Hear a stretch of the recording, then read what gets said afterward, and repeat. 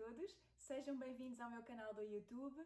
Hoje vou gravar mais um vídeo curto que faz parte desta série que eu iniciei recentemente de pequenos vídeos sobre temas que me vão aparecendo nas minhas sessões de coaching. São temas que são recorrentes e como tal eu penso que é interessante tratá-los. Hoje temos mais um desses temas, não percam, eu volto já.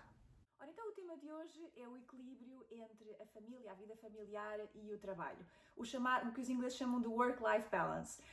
Este é um tema que surge muito em contexto de sessões de coaching, nomeadamente porque muitas pessoas são atormentadas pela dificuldade em conseguir este mesmo equilíbrio, ou seja, quando se dedicam muito à sua carreira, sentem que a família perde e, por outro lado, querendo dedicar-se mais à família, sentem que não estão suficientemente focadas na sua carreira. E é, sobretudo, um tema que me aparece com mais frequência trazido por mulheres.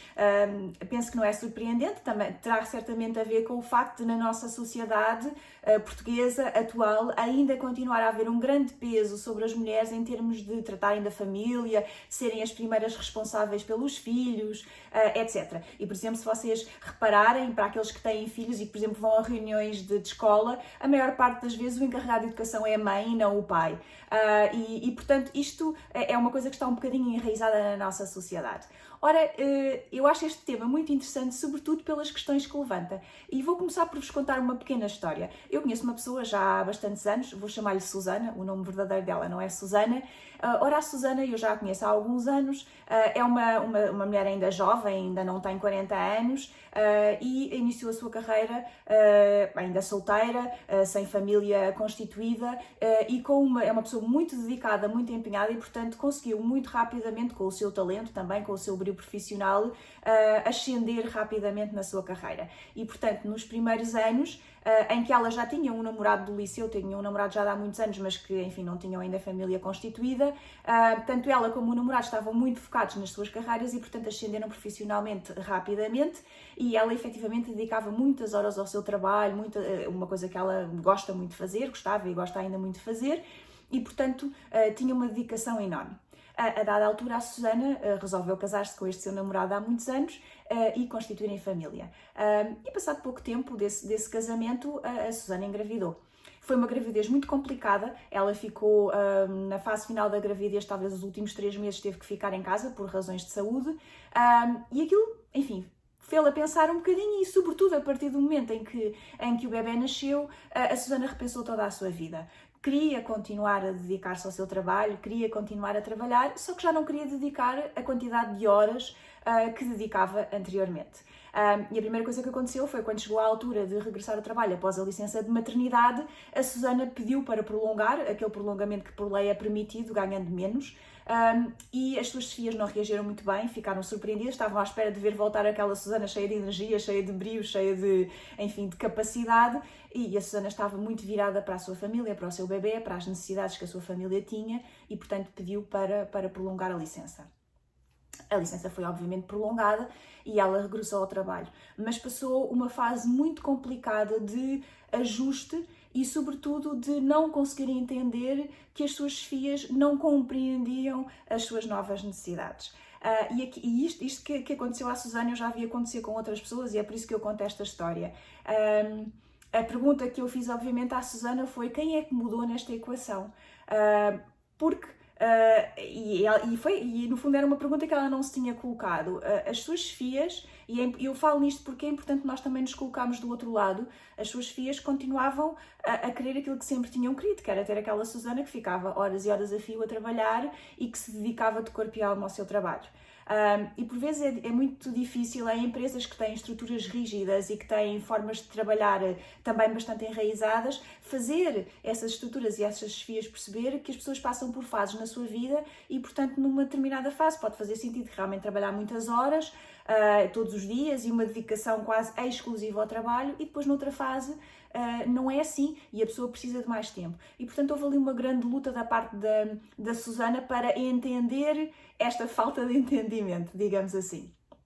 E isto que aconteceu com ela acontece muitas vezes. No caso dela, a solução foi, passado muito pouco tempo, engravidar novamente e agora já tem 2 filhos e ainda não regressou a 100% ao seu trabalho. Não sei o que é que vai acontecer aqui, enfim, haverá novos episódios, Mas, sobretudo, aquilo que eu gostava que nós pensássemos é que este equilíbrio entre o trabalho e a família é um equilíbrio que nós próprios temos que saber potenciar.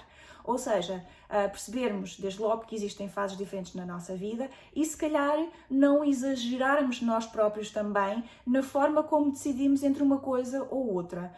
Portanto, e no caso da Susana, eu observando de fora aquilo que diria é que talvez se ela tivesse, numa altura em que ainda não tinha família, outros interesses que a desviassem também um pouco do seu trabalho e que ele não fosse o único foco da sua vida, tivesse sido mais fácil para as suas filhas perceberem esta mudança. É claro que podemos dizer, se calhar não tinha ascendido profissionalmente como ascendeu e tendo uma posição de menos responsabilidade seria mais fácil de ajustar. Mas vejam, vou-vos falar num outro exemplo.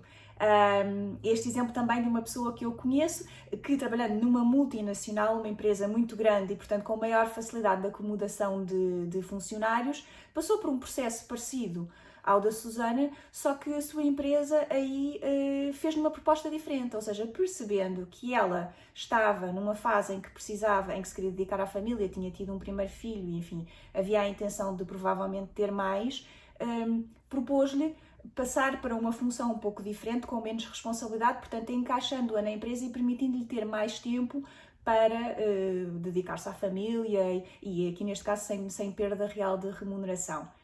E, curioso, aqui foi a própria que não quis.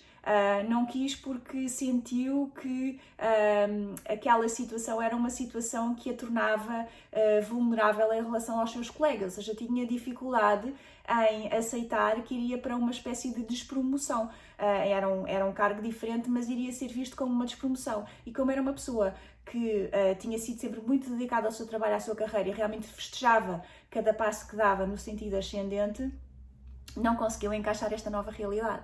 E isto também acontece muitas vezes, ou seja, são as próprias pessoas, aqui refiro-me a mulheres porque este tema aparece muito mais frequentemente com mulheres, são as próprias que também não conseguem facilmente aceitar as soluções que as suas empresas lhes propõem. Aqui podemos dizer, não é correto, a pessoa devia... Mas reparem, se a função em que ela estava exigia uma determinada dedicação que ela agora também não estava disposta a ter em relação ao seu trabalho, então fazia sentido que tentassem encontrar uma solução em conjunto, e a solução que a empresa encontrou, mais do que tentar empurrar aquela pessoa para a saída, foi tentar colocá-la na estrutura numa função que fosse menos exigente.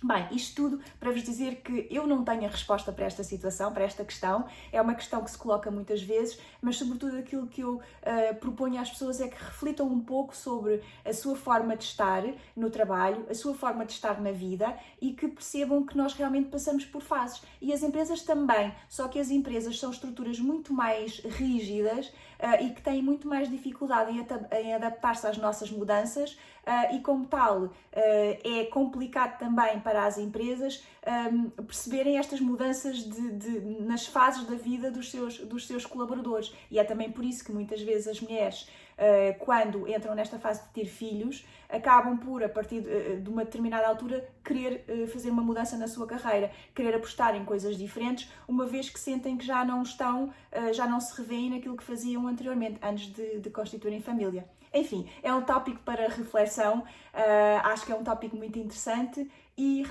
brevemente voltarei com mais um vídeo. Um beijinho muito grande e até breve.